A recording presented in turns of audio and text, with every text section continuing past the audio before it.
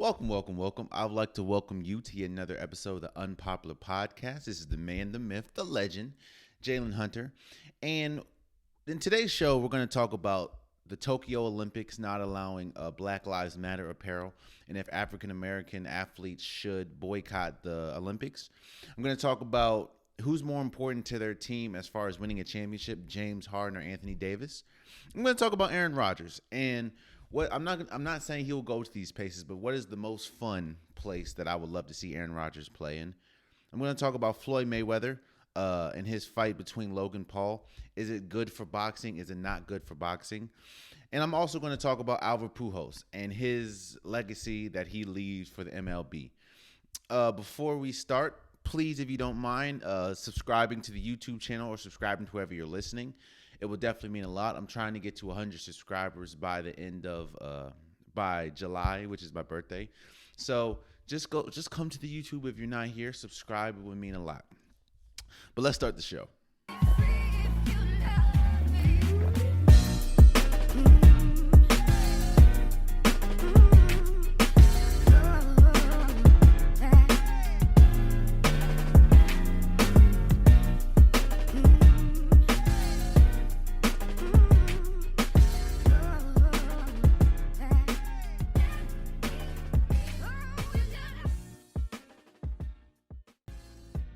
So the Tokyo Olympics comes out and say they pretty much said that they're not allowing Black Lives Matter apparel, and of course this has spiraled into should African Americans or should people of color boycott the Tokyo Olympics.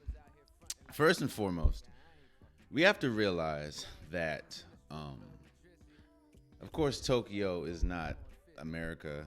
They don't view Black Lives Matter the same way that we do, and now they did also come out and say that, of course, they can't tell you what to say and what not to say. It just you can say Black Lives Matters, and of course you can. Whenever the press conference comes, you can do that, but they're banning you can't wear it on your shirt, you can't put it on whatever you're wearing. And I'll say this, especially in today's climate, today's world, in sports, your voice and your actions is your biggest asset, is your biggest is the thing that's going to take you further than ever. Of course, you have to be athletic. You have to be good at whatever sport you play. But especially in today's game, your voice and your actions are the most important things that you have. Meaning that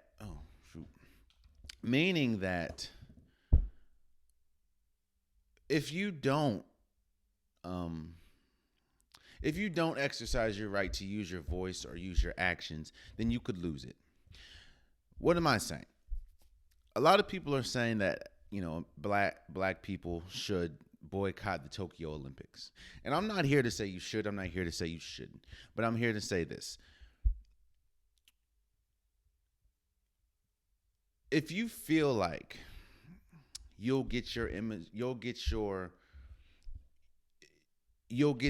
point across more if you boycott something, or if you don't attend something, don't do something, then that's cool. You know what I mean? And I'm not saying don't do it. I'm not saying do it. What I'm saying is, if I was an athlete, let's say this. If I was an athlete, and of course, we know that Olympians, they train year-round. We say train for 4 years for this moment. You know what I mean? And of course, you have the Winter Olympics, you have the Summer Olympics. It is what it is. And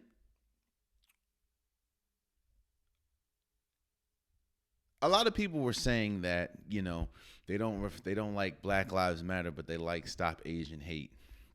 Well, of course, they're in Tokyo. They're Asian. I just think, look, man, I think if you want to boycott, go right ahead and do that. You know what I mean? Seeing as though it's kind of, you're not able to wear, you're not able to demonstrate as far as with your clothes your stance on Black Lives Matter, but you can still talk. And that's what they were saying. You can still talk, you can still blast it to the mountaintops every interview that you get. So you can still do it. It'd be different if they said you couldn't say anything. They're just saying you can't wear it. But again, and that's for some people that's just all right. Well, I can still say it. I can still talk. We good. For others, it's just like, hold on now, no, like if I can't wear what I want to wear, if I can't say what I want to say, if I can't express myself, then I'm not doing it, and I completely understand that. It's a slippery slope. If I was an athlete, I wouldn't boycott because I can speak. I can use my voice. I can use my platforms, whether social media, whatever camp I have. I can use those platforms to continue to push how I feel, continue to push what I feel, continue to push, the organizations that I'm a part of. But then again, like I said, if you do, I do understand boycotting. Because like I said, this is a form of, I guess, suppression in a sort of way, because we know that everybody and their mama is going to be watching the Olympics. I mean, the people that don't care much about sports will watch the Olympics when it comes on, especially seeing how it was supposed to be last year in 2020 and it got pushed due to the pandemic. So everyone's going to be watching the Olympics. It's a big thing. So of course, if you have for some people that feel that it's suppression, then yeah, do what you got to do, boycott it. And people's like, well, people have been training their whole lives. I understand that, but again, we're in a time where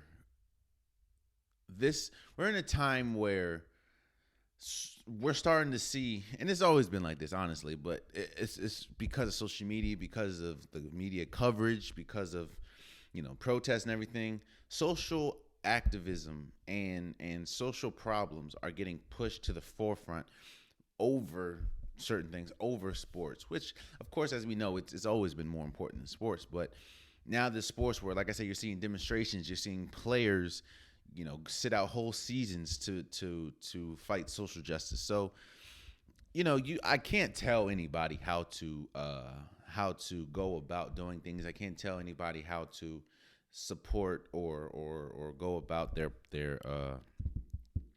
go about what they believe in and go about their protests or anything. So if it was me, again, I wouldn't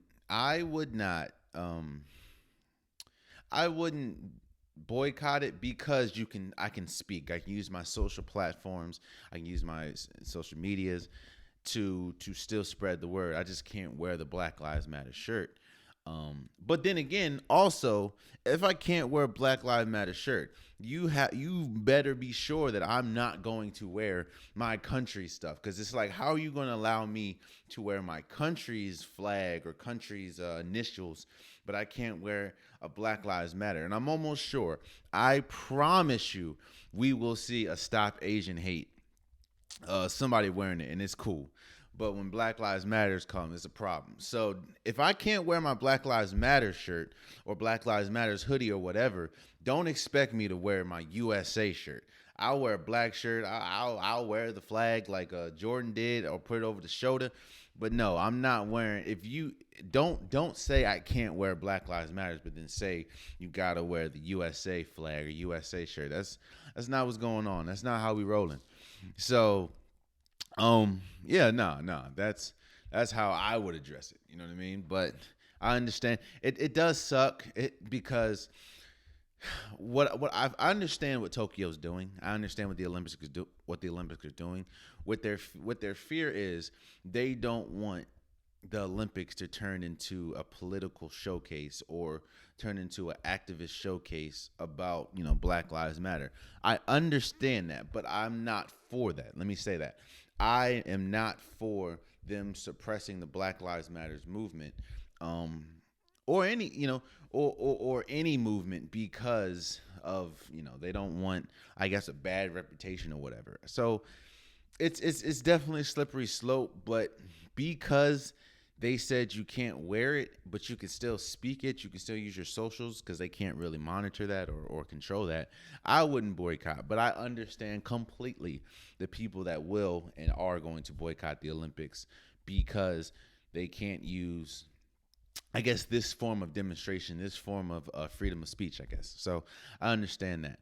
But also, again, like I said, don't tell me I can't wear something, but then expect me to wear something else. That's just not gonna happen. Like, no, you don't tell me, okay, well, you can't wear your Black Lives Matter, but we're gonna need you to wear your Team USA. Like, that's not going down. I'll wear a navy blue shirt or a white shirt before I do that. Like, nah, that's not the games we playing today.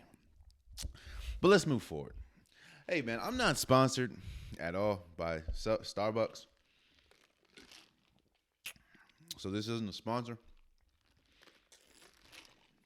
But strawberry acai, Lord Jesus. Let's move forward. Oh, and if you want to sponsor me, Starbucks, holla at your boy. I'm not hard to reach. You know, I had the same number since middle school. I'm not hard to reach, so. But let's move forward. As we're starting to see in the NBA, of course, we're barreling down to the playoffs. The seeding, especially in the East, they're kind of shaping way. You got Philly at 1, Brooklyn at 2, not Golden State, Giannis and the Milwaukee Bucks at 3. And then the West, of course, you got Utah. They're kind of jousting for position as far as who's going to be number 1. Right now, Phoenix is number 1, but Utah and Phoenix going back and forth. You got the Lakers. They're on the bottom. I think they're like 6th or something. And the question is being had: who's more important to their team? And when I say who's more important to the team, I said who will be more important to their team as far as getting to the championship and winning it all, James Harden or Anthony Davis. To answer this question, you have to understand the makeup of both Brooklyn and the Lakers. Brooklyn, of course, as we know, they compiled this team via over the summer, and James Harden forcing a trade out of Houston.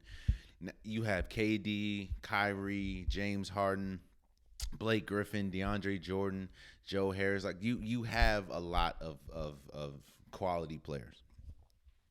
The problem, however, and as we're seeing now, that Brooklyn is currently on a 4-game losing streak, and I think they lost to Milwaukee twice. They lost to Dallas, and I don't remember who the other team was, but they're losing in a way that we expect them to lose. And if they're going to lose in this way, this is how they're going to lose. They're not playing defense. They're getting destroyed on the glass. And they're going through lulls. They're going through, sometimes they play hard, sometimes they don't. And of course, in these games, James Harden has been out with a complication with a hamstring. He came out and said that he fully expects to be back before the playoffs. And yeah. But as we're seeing, James Harden off the floor and on the floor, Brooklyn looks completely different. Even with even with KD, even with Kyrie, James Harden is integral to that team. Integral because it kind of and this is what we talk about fit. It kind of changes the entire fit and the entire rotation of the team. They were at their most successful when, of course, I know they all three.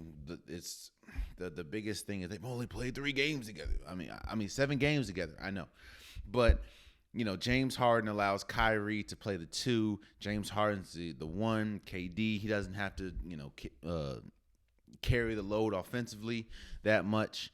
And so James Harden's very integral to the success of Brooklyn. I don't believe Brooklyn has a chance of winning a championship without James Harden. I'm not saying James Harden's the best player on the team. I will still give that to KD, but they will not win a championship with James Harden. And they kind of built their team around that. They built their team around the big 3, or their big 3, which is KD, James Harden, and Kyrie. And You can't, because they lack in so many other areas. You need those three to be successful. And that's actually the exact same thing for Anthony Davis and the Lakers. Anthony Davis, the big man, one of the big men for the Lakers, and the difference between the Lakers and Brooklyn is, of course, you have LeBron James, and LeBron James, when healthy, is still the best player in the world. And the thing with the Lakers, like I said, is they're built solely around Anthony Davis and LeBron James. You have Andre Drummond there, Dennis Schroeder, Montrezl Harrell, one of the Morris brothers. They built their team solely around Anthony Davis and LeBron James. Now let me get this straight. Let me make this very clear. No, Anthony Davis is not the best player on the Lakers. I'm not saying that. That's still LeBron James, hands down. What I am saying is this, though. When you build your team around a player or two players, it's imperative that those two players are there. As we're seeing, the Lakers are struggling with both LeBron James and Anthony Davis out. And the Brooklyn Nets are struggling with James Harden out. And here's what I'll say. I'm not saying that Anthony Davis is better than James Harden. I'm not saying that James Harden is better than Anthony Davis. What I'm saying is this. The reason why I'm going to say that Anthony Davis is more important to Brooklyn, more important to the Lakers than James Harden is to Brooklyn, is because how the teams are built, and what I'll say it like this: the Lakers are not constructed not to have Anthony Davis and LeBron James, and we've seen that even with LeBron James completely healthy. Even though you get Andre Drummond, there's a lot of things that Andre Drummond does not do that Anthony Davis does and that the Lakers need.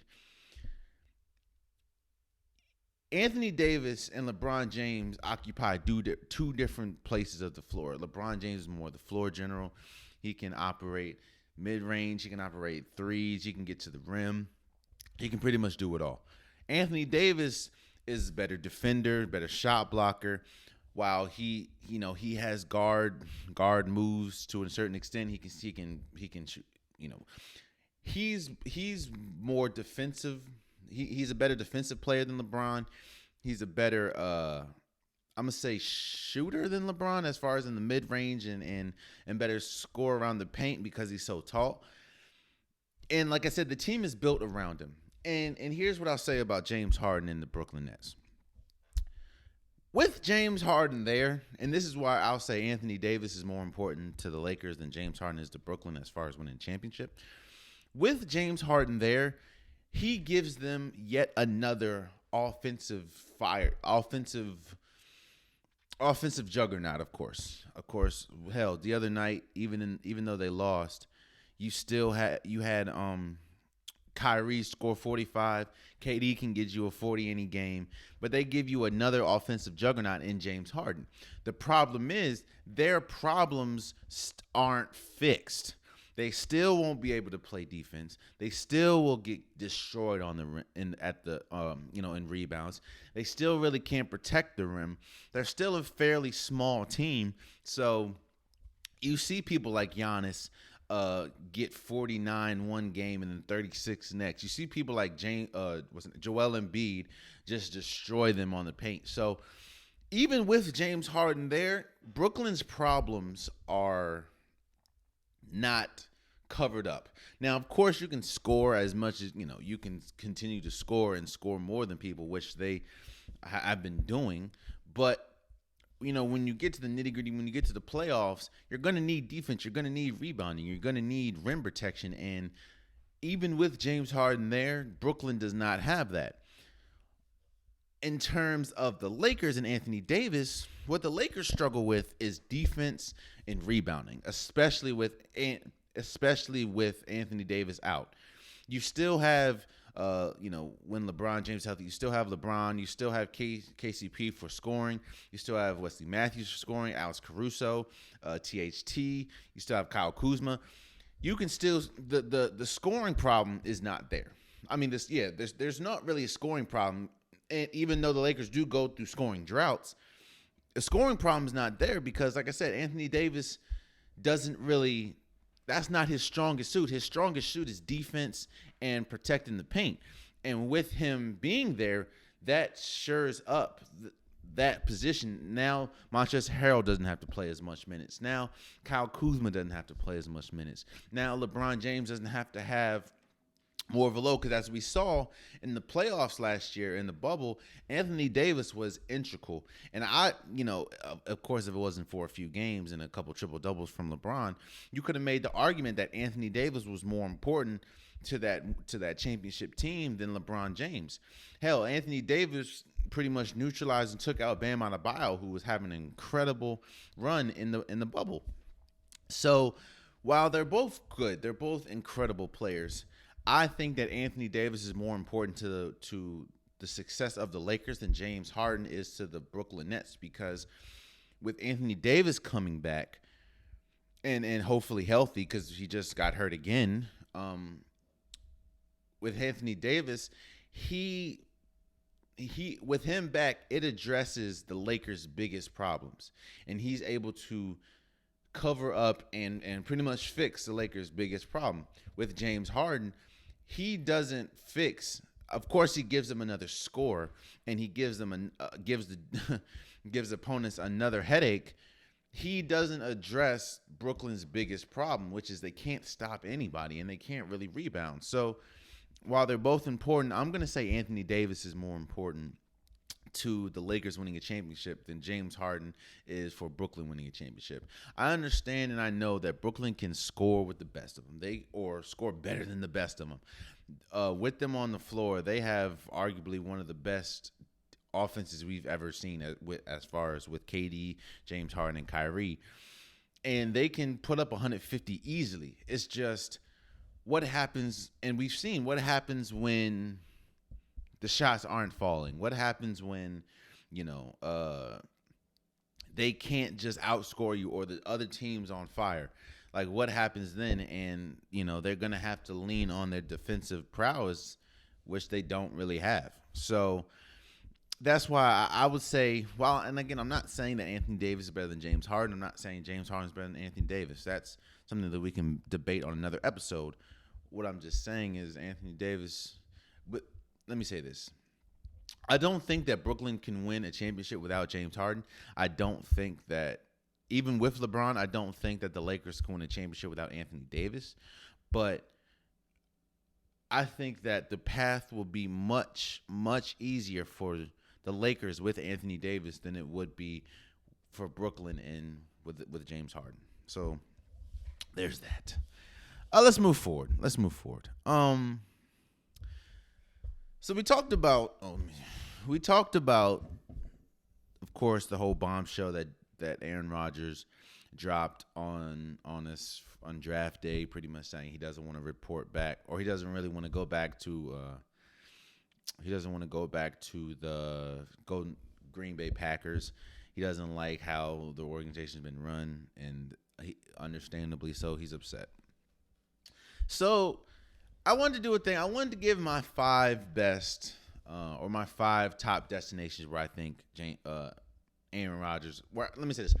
I'm going to give my 5 most fun destinations that I would love to see Aaron Rodgers. I'm not saying that he will go to these places. I'm not saying that they can. I'm just saying the most fun. There's a theoretical in Jalen's world. Here's where these are some of the most fun places I would love to see Aaron Rodgers. Let's start with number 5. I think it would be incredibly fun to see Aaron Rodgers play for the Chicago Bears. First and foremost, it would be a direct rival, NFC North. It would be a direct rival to Green Bay. And they have a good offensive line. They have an incredible defense. They have pieces and weapons. And that's one thing that Aaron Rodgers has always complained that he doesn't have is multiple weapons. Now, of course, you're not going to get a player or a wide receiver as good as Devontae Adams, but you have Robinson, you have Cohen, you have Montgomery. Like, you have great players. And I think it will be fun, man. It'll be fun, Matt Nagy. It'll be really fun. Not to mention, you still have James or Justin Fields, and so you can mature him up. And I would love to see that. I guess that's the pettiness in me. I would love to see. I know it's not gonna happen because Green Bay will never trade with someone in their division. Well, yeah, and the last thing they want to have to deal with is Aaron Rodgers twice a year. But I would love to see Aaron Rodgers paired with Allen Robinson and those explosive wide receivers, and with the defense that they have. So that's probably number 5. Number 4, man, oh man, I would love to see Aaron Rodgers for the Atlanta Falcons. Now, a lot of people say, but what about the Saints? You have Alvin Kamara, you have Michael Thomas. Yeah, you do. But the Saints have, and like I said, the biggest problem that Aaron Rodgers has had with Green Bay is they haven't given him an ample weapons at the wide receiver position, at the line position, and of course the Jordan Love thing. And one thing that we've also seen is Aaron Rodgers, especially in Green Bay, hasn't really had that rival. We haven't been able to see him play, we haven't been able to see him play Drew Brees that much. We haven't been able to see him play Tom Brady that much. You put him in the NFC South, the same division as Tom Brady. Those would be some incredible matchups. Not to mention, you have Julio Jones and Calvin Ridley. A lot of people think Calvin Ridley is probably the best number 2 receiver, and of course we know how good Julio is when he's healthy. While yes, that defense is god awful, and of course you need to address that. But man, having Julio Jones and Calvin Ridley catch passes from Aaron Rodgers to me would be incredible, and that's something that I would look forward to seeing, man. That would, man, oh man, I would love to see that. That's why I have Atlanta at number 4. Number 3, I have Pittsburgh. Because Pittsburgh kind of reminds me a lot of Green Bay. The AFC North. They're kind of like the godfathers of that division. Of course, we know the rich history that the Steelers have. Not to mention, Big Ben is pretty much out the door, and you bring on Aaron Rodgers. You have Claypool, you have Juju, you have Williams. And now you have Najee Harris. Yeah, man, I would love to see. Now, of course, they need to get that offensive line right, and of course the defense. Like, I would love to, man.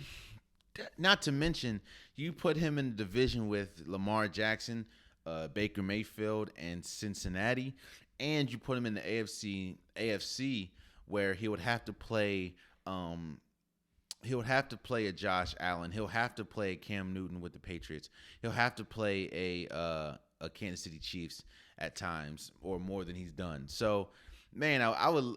And not to mention, I think that with the Pittsburgh Steelers, Aaron Rodgers, now again, I understand they have to address their offensive line, but which they kind of did in the draft, even though I think they could have done a little better. But Aaron Rodgers, with those weapons and the history of Pittsburgh, not to mention you're going from a cold state or you're going from cold in Green Bay to cold in Pittsburgh, so you're pretty much fit right in. Yeah, man, that would be incredible. Number 2, of course, the biggest brand in football, that's Dallas Cowboys. Aaron Rodgers in Dallas would be something crazy. Not to mention he'll be playing in a dome. He'll be playing in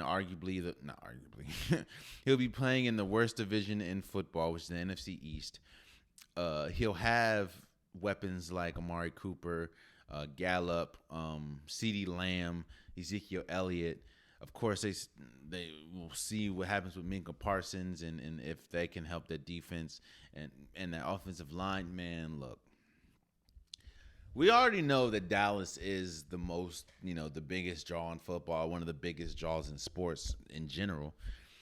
And having Aaron Rodgers there, man, oh man. Not to mention having in the NFC, he's going to automatically dominate the NFC East. I mean, I don't see Washington, Giants, or Philly even standing a chance with Dallas. Then, and a lot of people were saying the reason why Dallas we never really put them, unless you're a Dallas fan, we never really put them in championship contention is because of their quarterback position. You put Aaron Rodgers, who just won an MVP last year. Yeah, man, that would be crazy. And number one, and this kind of goes back to when I said about Atlanta. A lot of people still say that Aaron Rodgers is at least top 2, top 3 quarterbacks in the league. And that's kind of not arguable. And if you ask Aaron Rodgers and ask people in Green Bay, a lot of people say he's probably number 1. And it goes back to what I said. We haven't really seen a rival for Aaron Rodgers. Of course, we've seen good quarterbacks. We've seen, there have been times when he'll play a Drew Brees. There'll be times when he'll play a Tom Brady. There'll be times when he'll play a Peyton back in the day.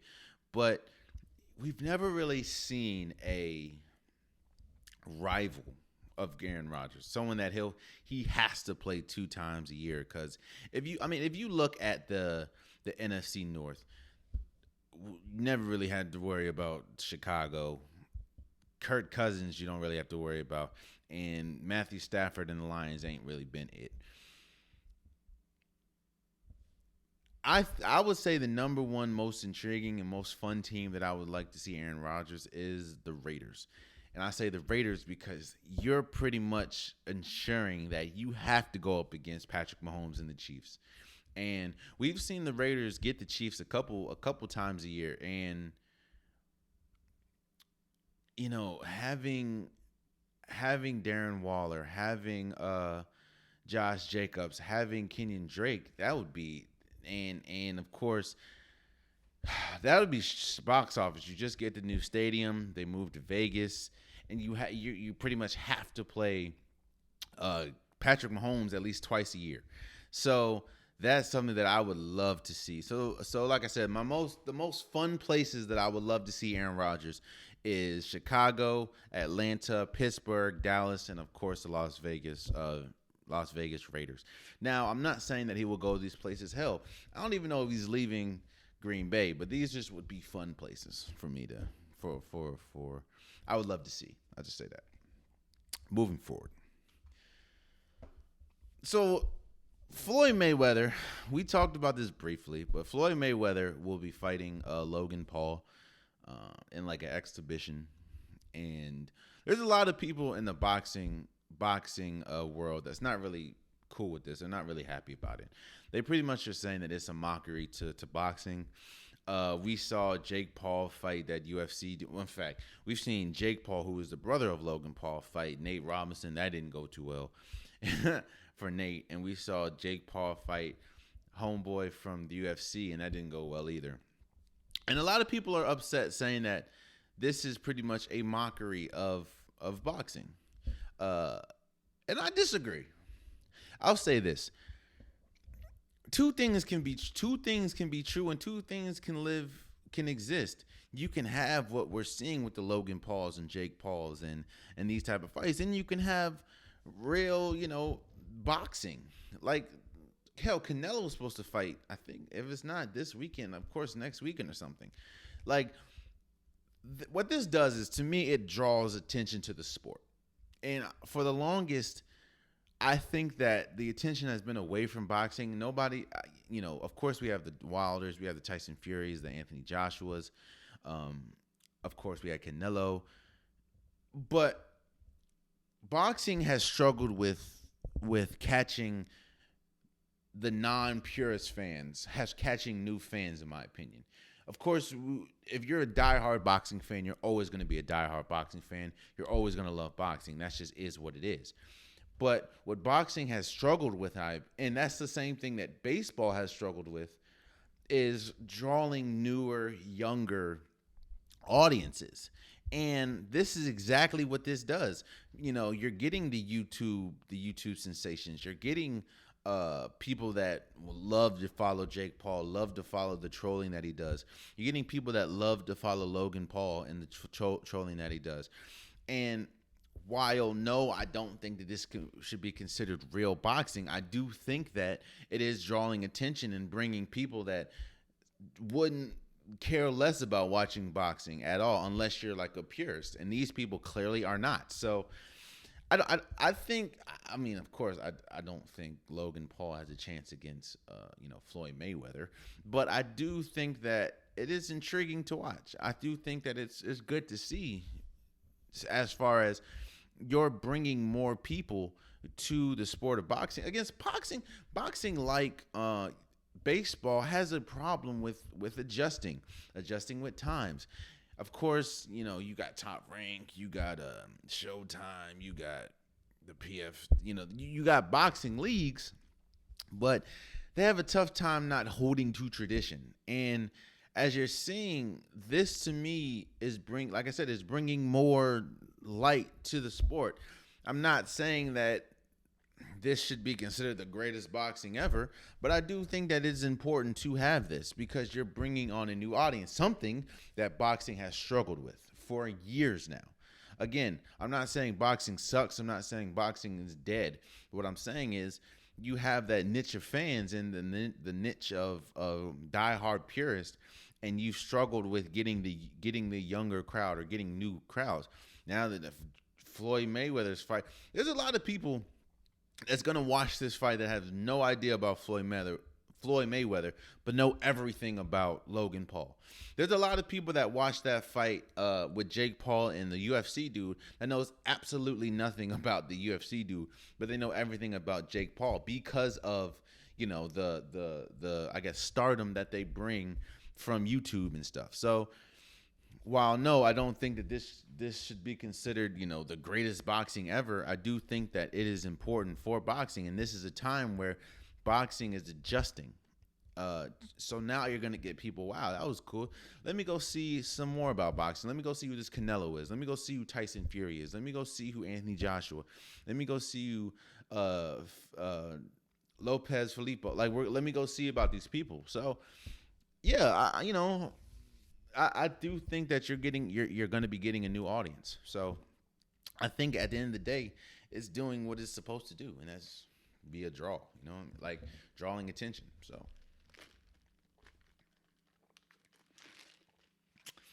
lastly, before we go, Albert Pujols was released by the Angels, I think the last year of his 10-year deal. And Albert Pujols, I don't know if he'll play again. He could, and I'm not saying that. This isn't me saying he's going to retire. That's his decision alone. But if this is the end, if this is the end for Albert Pujols will go down as arguably one of the greatest first basemen in league history, and that's not a comment that should be held lightly, because if you look at the first basemen, there's been some great first basemen.